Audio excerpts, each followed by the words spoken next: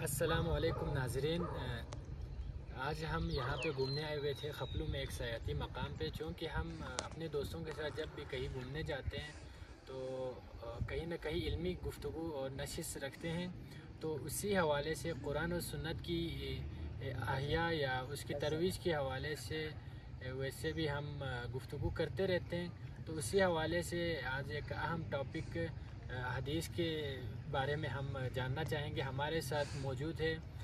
انور حسن آفاقی صاحب اور نجم الدین جلالی صاحب۔ آپ دونوں دین کے حوالے سے ایک کثیر المطالعہ شخصیت ہے دونوں، تو آج انہی سے ہم دینی حوالے سے مستفید ہونے کی کوشش کرتے ہیں۔ جی انور حسن آفاقی صاحب۔ بسم اللہ الرحمن الرحیم۔ من کذب علی متعمدا فلیتبوأ مقعدہ من النار۔ یہ ایک متواتر اور مشہور حدیث ہے۔ اس میں رسول اللہ صلی اللہ علیہ وآلہ وسلم فرما رہے ہیں کہ مجھ سے منسوب کوئی اگر بات گڑھ کر یا میری طرف کوئی منسوب کر کے کوئی حدیث یا کوئی بھی بات قول اگر گڑھ لے تو وہ اپنا ٹھکانہ جہنم میں دیکھ لے۔ تو اگر ہم آج کے دور میں دیکھیں اور خود خلفائے راشدین کے ادوار کے بعد بھی جب ہم آج کل جو حجت حدیث کے حوالے سے جب ڈسکشن کرتے ہیں تو ایک سوال جنرل پیدا ہوتا ہے کہ حدیث کے حوالے سے یہ بات اتھینٹک ہے اور گراؤنڈ ریالٹی بھی یہی ہے کہ احادیث کا ایک اپنا مقام ہے، قرآن و سنت کا اپنا ایک الگ مقام ہے۔ لیکن ہم دیکھتے ہیں کہ ہمارے معاشرے میں جتنے بھی اسلامی فرقے بنے ہوئے ان سب کے پاس اپنے اپنے فرقوں کے خود ساختہ عقائد کو ثابت کرنے کے لیے کوئی نہ کوئی حدیث موجود ہے۔ ہر ایک کے پاس، بنو میاں والوں کے پاس بھی، بنو عباس والوں کے پاس بھی، فاطمیوں کے پاس بھی، شیعوں کے پاس بھی، اسماعیلیوں کے پاس بھی، اہل سنت کے پاس بھی، نوربخشیوں کے پاس بھی، ہر ایک اپنے آپ کو ثابت کرنے کے لیے صوفیوں کے ہاں بھی وہ اپنے آپ کو حدیث سے استدلال کرتے ہیں۔ تو حدیثوں کے حوالے سے محدثین نے ایک اصول حدیث اور حدیثوں کا ایک پورا نظام بنایا ہوا ہے، اور حدیثوں کو پرکھنے کا، ان کی صحت کو پرکھنے کا، راویوں کو پرکھنے کا معیار بنایا ہوا ہے۔ تو میرا علامہ انور حسن آفاقی صاحب سے سوال یہ ہے کہ ہمارے لیے دین قرآن و سنت ہے یا قرآن و حدیث کا نام ہے؟ اس میں ہمارے ہاں ایک اشکال پایا جاتا ہے، لوگ تذبذب کا شکار ہیں کہ دین ہے کس چیز کا نام۔ کچھ لوگ کہتے ہیں کہ دین قرآن و اہل بیت کا نام ہے، کچھ لوگ کہتے ہیں دین قرآن و سنت کا نام ہے، کچھ لوگ سمجھتے ہیں کہ دین قرآن و حدیث کا نام ہے۔ آپ اس اشکال کو ذرا دور کیجئے گا کہ دین کس چیز کا نام ہے۔ بسم اللہ الرحمن الرحیم۔ میں آپ سب دونوں کا شکریہ ادا کرتا ہوں کہ آپ نے موقع عنایت کیا اس طالب علم کی عزت افزائی کی۔ دین دراصل دین اسلام کی ابتدا انبیاء علیہم السلام کے سلسلے کے آغاز سے ہی ہوئی تھی، اور حضرت آدم علیہ السلام اسلام کے پہلے پیغمبر ہیں، اور حضرت محمد صلی اللہ علیہ وآلہ وسلم اسلام کے آخری نبی ہیں اور رسول ہیں۔ تو انبیاء علیہم السلام کا جو سلسلہ ہے 1,00,000 سے زائد 24,000 کی جو تعداد ہے وہ مشہور ہے، لیکن کسی ایتھنٹک حدیث سے یہ ثابت نہیں ہے کہ انبیاء علیہم السلام کی تعداد 1,24,000 ہی ہے۔ تو جتنے بھی انبیاء علیہم السلام آئے کثرت کے ساتھ، یہ سب اسلام کے ہی پیغمبر تھے، دین اسلام کے پیغمبر تھے۔ تو ان تمام کا جو دین ہے وہ دین سب سے پہلے ان انبیاء کی آمد سے پہلے انسانوں کے فطرت کے اندر اللہ تعالیٰ نے دین کا دائیہ رکھا۔ بنیادی طور پر نیکی اور بدی کی تمیز اور خیر و شر میں فرق کرنا، اس کی جو صلاحیت ہے وہ اللہ تعالیٰ نے انسان کی فطرت کے اندر ہی اس کو رکھا تھا۔ پھر اسی کو جلا بخشنے کے لیے مزید اس فطرت کے اندر موجود خیر و شر کے دائیے کو مفصل انداز میں بیان کرنے کے لیے، اس اجمال کی تفصیل کے لیے اللہ تعالیٰ نے دنیا میں انبیاء علیہ السلام کو نازل فرمانا شروع کر دیا، اور نبیوں کا سلسلہ حضرت آدم سے شروع ہوتے ہوئے حضرت نوح علیہ السلام سے ہو کر حضرت ابراہیم علیہ السلام تک یہ سلسلہ پہنچا۔ اور ابراہیم علیہ السلام کی ایک خاص آپ کا ایک مقام ہے۔ قرآن مجید نے حضرت ابراہیم علیہ السلام کو اپنی شخصیت میں امت قرار دیا ہے۔ حضرت ابراہیم کے بارے میں فرمایا کہ امتاً قانتاً، ابراہیم علیہ السلام خود اپنی ذات میں انجمن ایک امت ہیں۔ یہ حیثیت اللہ تعالیٰ نے حضرت ابراہیم علیہ السلام کو ہی عطا فرمائی۔ تو ابراہیم علیہ السلام کی اس خصوصیت کی وجہ سے حضور نبی اکرم صلی اللہ علیہ وآلہ وسلم کو بھی قرآن مجید میں اللہ تعالیٰ نے یہ حکم دیا کہ فاتبع ملت ابراہیم حنیفہ، اے رسول آپ ابراہیم علیہ السلام کی ملت حنیف کی اتباع کیجیے۔ اور دوسری جگہ پر اللہ تعالیٰ نے حضور کی ساری امت کو خطاب کرتے ہوئے فرمایا کہ فاتبعوا ملت ابراہیم حنیفہ، تم ابراہیم علیہ السلام کی ملت کی پیروی کرو۔ چونکہ ابراہیم علیہ السلام کا ایک مقام تھا انبیاء میں، اس لیے حضور صلی اللہ علیہ وسلم کو اللہ تعالیٰ نے انہی کی ملت کی پیروی کرنے کا حکم دیا۔ یہ اس وجہ سے دیا تھا کہ ابراہیم کی جو ملت ہے وہ دین اسلام کی جو روایت چلی آ رہی تھی آدم علیہ السلام سے، اسی کا ایک تسلسل تھا۔ اسی تسلسل کو اللہ تعالیٰ نے جاری رکھ کر حضور نبی اکرم صلی اللہ علیہ وسلم تک پہنچانا تھا، اس لیے اللہ تعالیٰ نے نبی علیہ السلام کو اور پوری امت کو بھی آپ کی ملت کی پیروی کرنے کا حکم دیا۔ تو سنت ابراہیمی یا ملت ابراہیمی جیسے ہم کہتے ہیں ہم ملت ابراہیم میں سے ہیں، تو ملت ابراہیمی یہ ہے دینی روایت جو انبیاء کی دینی روایت تھی۔ انبیاء کی دینی روایت چلی آئی اور اسی پر حضور صلی اللہ علیہ وسلم نے عمل کر کے جو اس ملت ابراہیمی میں کچھ تحریفات ہو چکی تھیں اور کچھ زائد چیزیں شامل ہو چکی تھیں، کچھ شرکیہ عقائد شامل ہو چکے تھے، ان چیزوں سے صاف کر کے اسی دین کو حضور صلی اللہ علیہ وسلم نے اپنی سنت کے ذریعے سے آگے جاری فرما دیا۔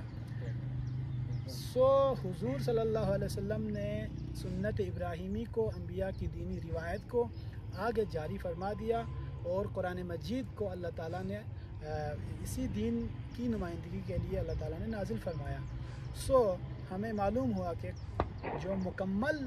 دین ہے وہ قرآن مجید میں ہے اور سنت مطہرہ میں ہے۔ سنت حضور صلی اللہ علیہ وسلم نے جب جاری فرمایا تو صحابہ کی بے حساب جو تعداد تھی انہوں نے اس پر عمل کیا اور عمل کر کے آگے تک منتقل کر دیا، اور نسلاً بعد نسل، بغیر کسی امکان کذب کے، یعنی جب ایک پوری نسل نے حضور صلی اللہ علیہ وسلم کی سنت پر عمل کر کے دکھایا اور اس نسل نے اگلی نسل کو منتقل کیا، اس نے اگلی نسل کو منتقل کیا، تو اس پوری نسل میں سے کسی ایک کو ہم جھوٹا قرار نہیں دے سکتے، کیونکہ ساری نسل، ساری جو پوری تواتر کے ساتھ ایک پوری نسل ہے وہ اسی سنت پر متفق ہے اور مجمع ہے۔ تو مجمع علیہ جو سنت ہے حضور صلی اللہ علیہ وسلم کی وہ نسلاً بعد نسل ہم تک پہنچی ہے۔ اس میں پھر قرآن و سنت، قرآن میں اللہ تعالیٰ نے دین کے مجمل کو بیان فرمایا ہے اجمال کے ساتھ، اور سنت پر حضور صلی اللہ علیہ وسلم نے عمل کر کے، قرآن پر عمل کر کے سنت دی، اور اس سنت میں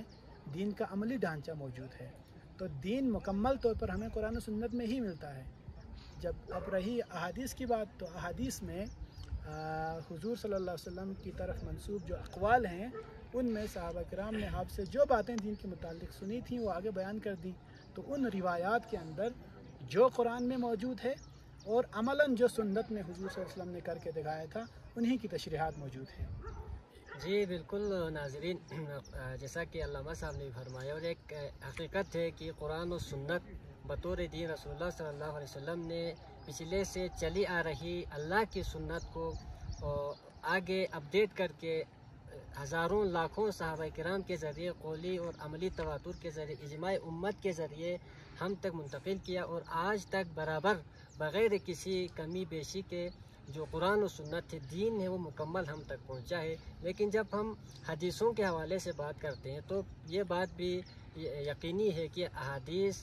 خود حضور اکرم صلی اللہ علیہ وسلم کے دور میں بھی، اور حضرت ابوبکر صدیق رضی اللہ عنہ اور حضرت عمر فاروق رضی اللہ عنہ کے ادوار میں بھی جو جید صحابہ کرام ہیں وہ حدیثیں بیان کرنے سے کتراتے تھے، بہت احتیاط کرتے تھے، اجتناب فرماتے تھے۔ تو ہم دیکھتے ہیں کہ جتنے بھی جلیل القدر صحابہ کرام ہیں ان سے احادیث بہت کم روایت ہیں، جبکہ ہم دیکھتے ہیں کہ بہت بعد میں جنہوں نے اسلام قبول کیا، خاص کر اہل سنت کے منابع میں حضرت ابو ہریرہ رضی اللہ عنہ کے حوالے سے سب سے زیادہ حدیثیں مروی، حالانکہ انہوں نے فتح مکہ کے موقع پر اسلام قبول فرمایا۔ تو علامہ صاحب سے میرا یہ سوال ہے کہ جو حدیث ہم تک اخبار احاد کے پروسیس کے تحت ہم تک پہنچی ہے، تو اس کو پرکھنے کا یا اس کو قرآن و سنت کے میزان میں تولنے کا معیار کیا ہے؟ جی آپ کے اس سوال کو لینے سے قبل گزشتہ جو آپ نے سوال کیا تھا اس کا مکمل جواب ہوا نہیں تھا، تو اس میں ایک بات رہ گئی تھی کہ جہاں تک قرآن و اہل بیت کا تعلق ہے تو یہ ہمارے علماء کرام بیان فرماتے ہیں کہ قرآن و اہل بیت ہی سے دین کو لینا چاہیے، تو اس بارے میں بھی تھوڑی سی وضاحت ہونی چاہیے۔ تو قرآن مجید میں دین موجود ہے اور سنت میں بھی دین موجود ہے، قرآن و سنت میں مکمل دین بیان ہوا ہے، اور احادیث مبارکہ اس بیان شدہ دین کی تشریح کرتی ہے، اس کی توضیح کرتی ہے، حدیث میں ہمیں ان کی تشریحات ملتی ہیں۔ جہاں تک اہل بیت کا تعلق ہے، اہل بیت علیہم السلام امت میں بہت اونچے مقام پر فائز، بہت ہی برگزیدہ ہستیاں ہیں، اس میں کوئی شک نہیں ہے، اور انہوں نے خود بھی قرآن پر عمل کر کے وہ مقام حاصل کیا،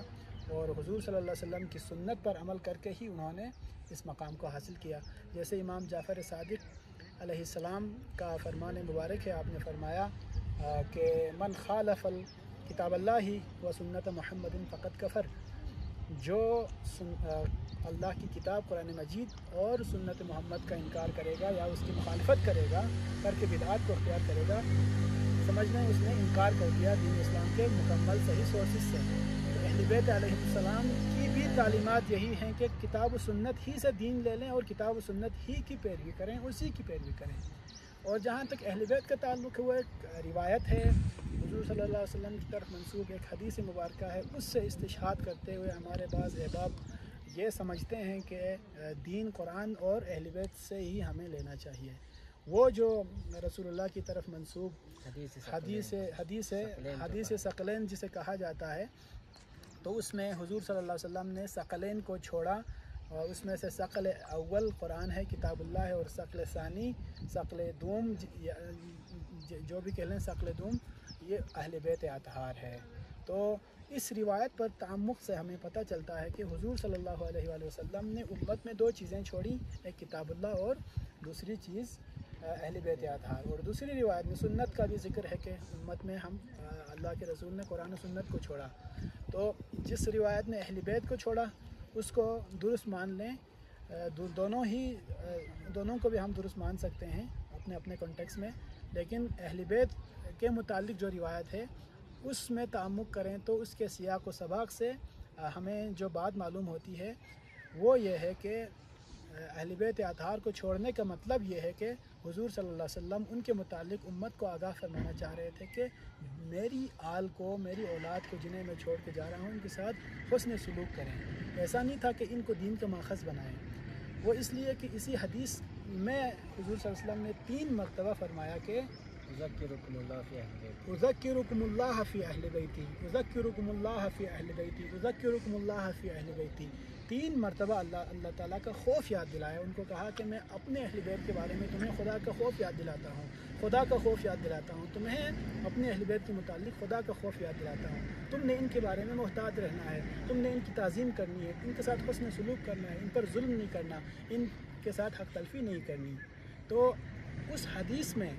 حضور صلی اللہ علیہ وسلم کا جو صحیح پیغام تھا وہ یہ تھا کہ اہل بیت اطہار کے ساتھ حسن سلوک اختیار کریں، نہ کہ ان سے دین لے لیں، ان کو قرآن کے مقام پر فائز کریں، یا خود محمد صلی اللہ علیہ وسلم کے مقام پر ان کو فائز کر کے ان سے دین لینا شروع کریں۔ اور آپ نے جو بعد میں سوال کیا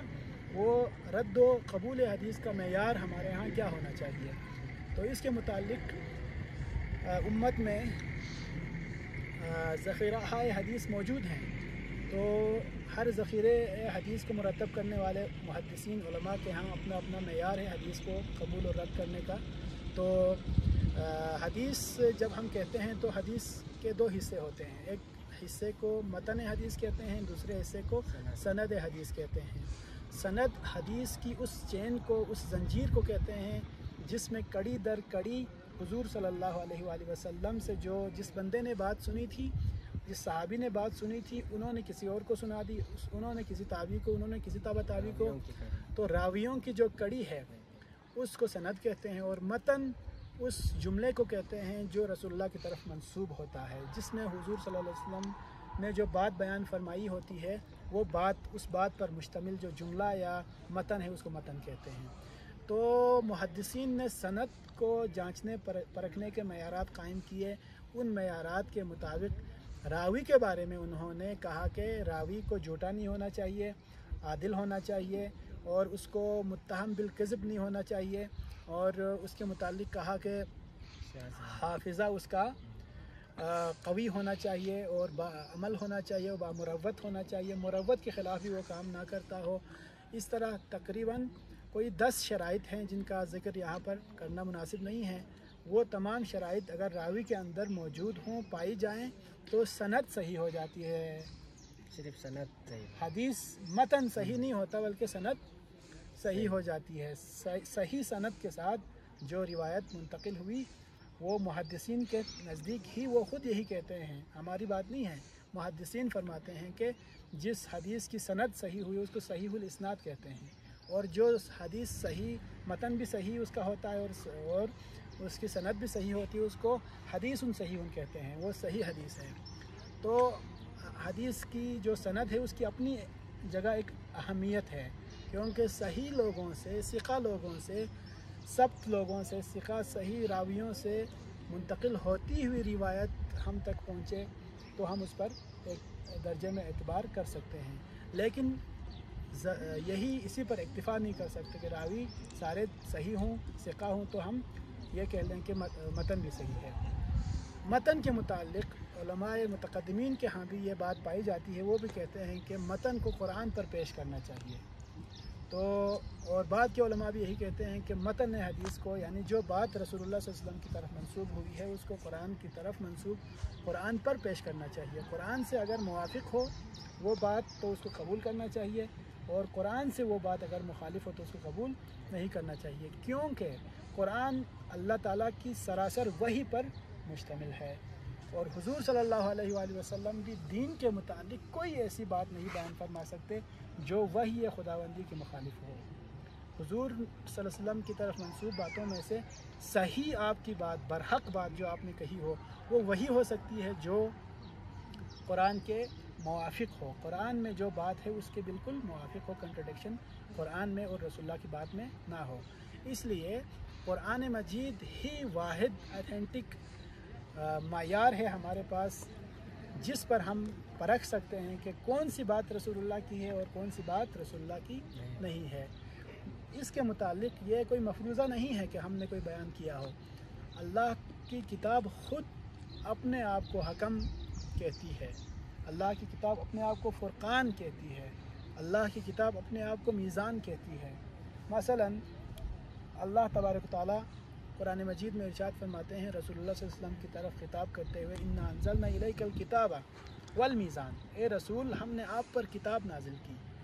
والمیزان میں جو واو ہے اس کو واو تفسیریہ کہتے ہیں، یعنی کتاب، جو کتاب نازل کی ہے اس کی وضاحت اس واو کے ذریعے سے اللہ تعالیٰ نے آگے کر دی۔ جو کتاب ہم نے آپ کی طرف نازل کی وہ کتاب کیا ہے،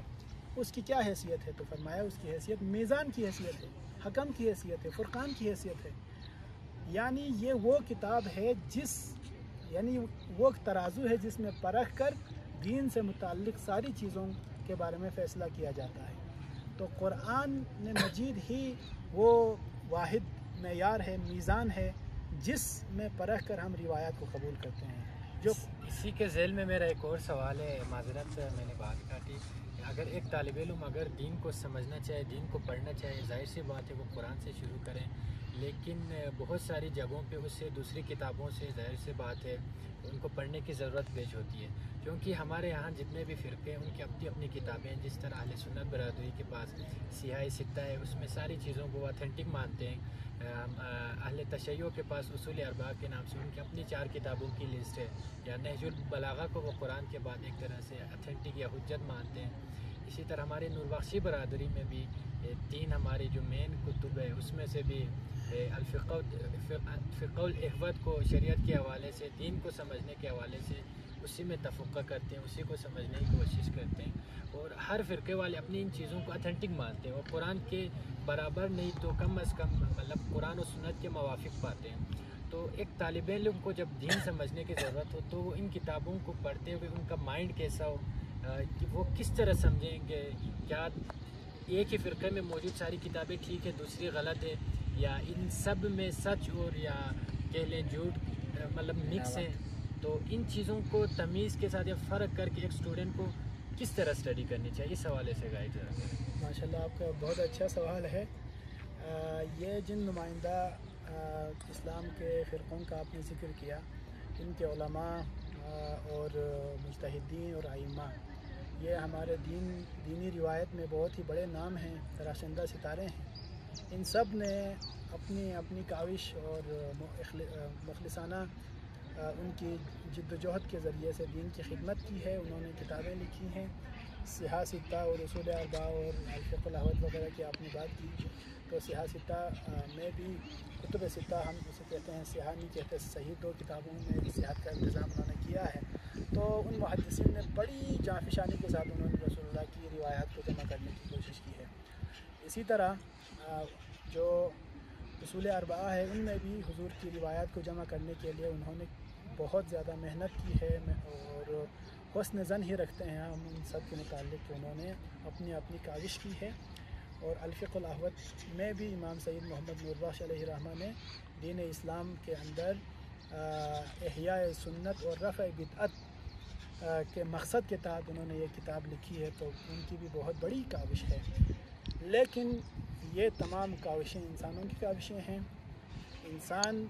الانسان مرکب من الخطا والنسیان، انسان سے غلطی کا صدور نہ صرف ممکن ہے بلکہ زیادہ اس کا امکان رہتا ہے۔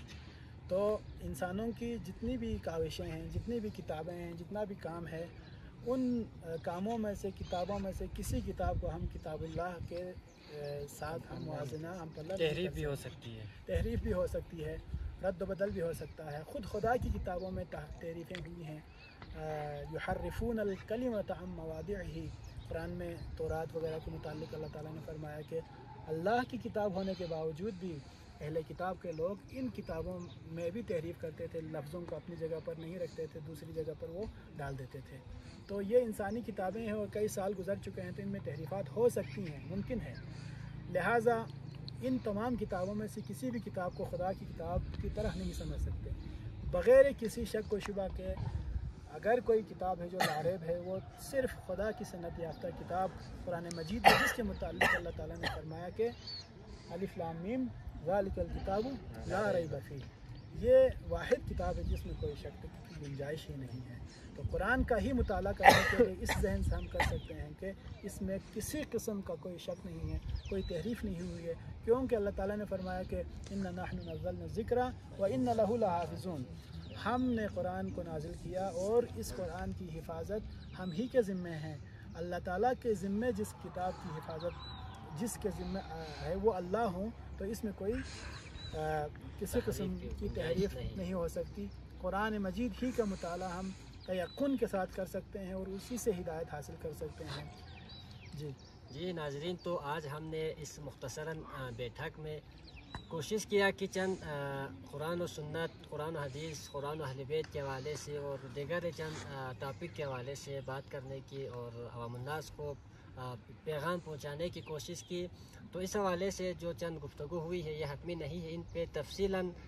ڈسکشن ہو سکتی ہے، اور انور صاحب نے بھی جو باتیں کہی ہیں تو اس حوالے سے ہمارے جتنے بھی جو بھی کوئی بات کرتا ہے تو وہ یقینی نہیں ہوتا، ہم کسی سے بھی اختلاف کر سکتے ہیں، اختلاف کا حق ہر کسی کو ہے، تو اختلاف کرنا بھی چاہیے، سوال بھی اٹھانی چاہیے، تنقید بھی ہونی چاہیے، لیکن نفرت پھیلانا اور پروپیگنڈا کرنا آج کے دور میں جب کوئی طالب علم اپنے حوالے سے محنت کر کے، کاوش کر کے جب دین پہنچانے کی کوشش کرتے ہیں تو عموماً روایتی ملاؤں کی طرف سے ایک پروپیگنڈے کا سامنا کرنا پڑتا ہے، مزاحمت کا سامنا کرنا پڑتا ہے۔ تو ہر ایک کو اختلاف کا حق دینا بھی چاہیے، اختلاف کرنا بھی چاہیے، اور نوجوانوں کو سوالات کرنے کی طرف ابھارنا بھی چاہیے، اور سوالات کرنے والوں کو، تحقیق کرنے والوں کو، اختلاف کرنے والوں کی حوصلہ شکنی کرنے کی بجائے ان کی حوصلہ افزائی کرتے ہوئے آگے جتنے سے دین کے اندر، جس طرح سائنس کے اندر انہوں نے اجتہاد کا دروازہ کھلا رکھا تو مختلف ڈسکوریز ہوئی، اور دنیا آج بہت سارے ڈسکوریز کر چکے ہیں اور ترقی کے بہت سارے منازل طے کر چکے ہیں۔ اور اگر ہم دین کے اندر بھی اجتہاد کا دروازہ کھولے رکھتے ہیں اور آبا پرستی سے نکلنے کی اگر ہم کوشش کریں تو پھر دین کے اندر بھی، دین اسلام دوبارہ سے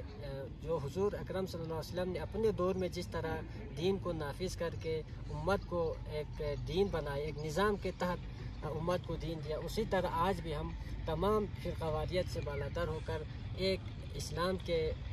چھتری کے نیچے ہم سب اکٹھے ہو سکتے ہیں، اور وہی واحد ذریعہ ہے جس کے قرآن مجید تھی، وہ واحد ذریعہ ہے جس کے اوپر تمام امت مسلمہ کے لوگ اکٹھا ہو سکتے ہیں۔ اس کے علاوہ دوسری تیسری چوتھی کوئی آپشن موجود نہیں ہے۔ تو اسی پر میں اکتفا کرتا ہوں۔ آپ سب کا بے حد شکریہ۔